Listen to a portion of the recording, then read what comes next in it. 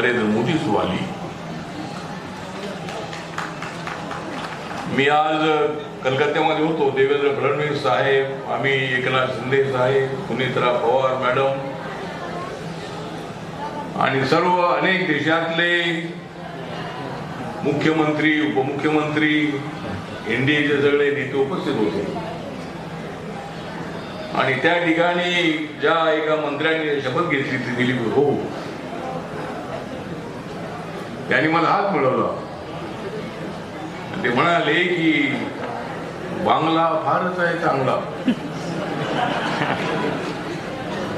ते म्हणाले की मराठी भाषा और हमारी बंगाली भाषा में बहुत बड़ा ज्यादा अंतर नहीं है। बांगला फारच आहे चांगला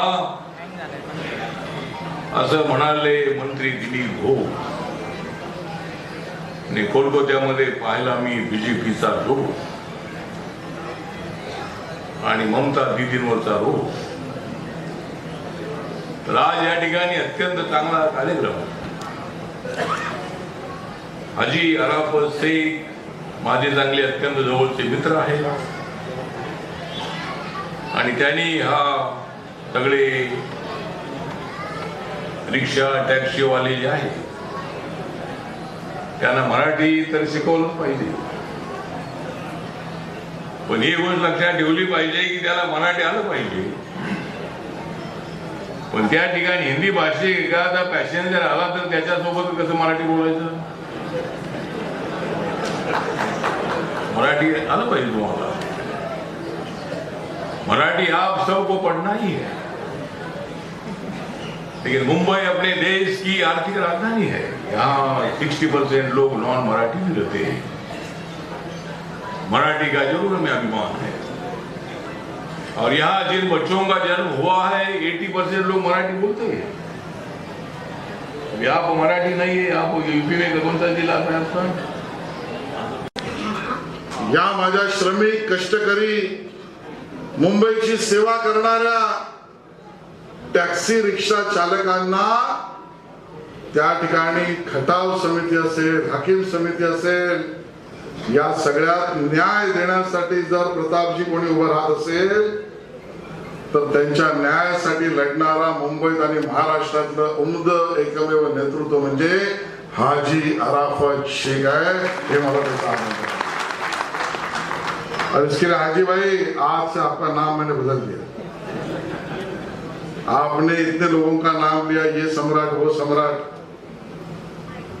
लेकिन मैं आज कहता हूं आपको कष्टकरी, कर्मचारी, रिक्शा टॅक्सी चालक और वाहतूकदारों का हृदय सम्राट हाजी अराफत शेख।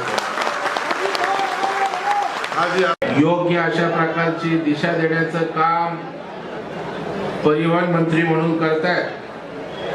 ते या राज्याचे परिवहन मंत्री सन्माननीय प्रताप सरनाईक साहेब आणि आजच्या या एक ऐतिहासिक अशा प्रकारच्या कार्यक्रमाचे आयोजक हाजी अराफत शेख, व्यासपीठावरील सब सन्माननीय मान्यवर और रिक्शा टैक्सी चालक भाइयों, मैं मराठी में बोलूंगा, फिर आपको मराठी सीखने के लिए उपयुक्त होगा। आज या ठिकाणी हाजी अराफत शेख यांना मनापासून धन्यवाद देतो की आपल्या या चालकांसाठी मराठी बोलण्याची शपथ आणि त्याचबरोबर त्यांच्या हक्काच्या रक्षणासाठी जाहीर अशा प्रकारचा कार्यक्रम घेऊन एक जबरदस्त असा विश्वास या सगळ्यांना दिला। त्याबद्दल हाजी अराफत शेख यांचं मनापासून अभिनंदन करतो, त्यांना धन्यवाद देतो। खरं म्हणजे आशिषजी, मी आता महाराष्ट्रात एक कार्यक्रम करून आलो।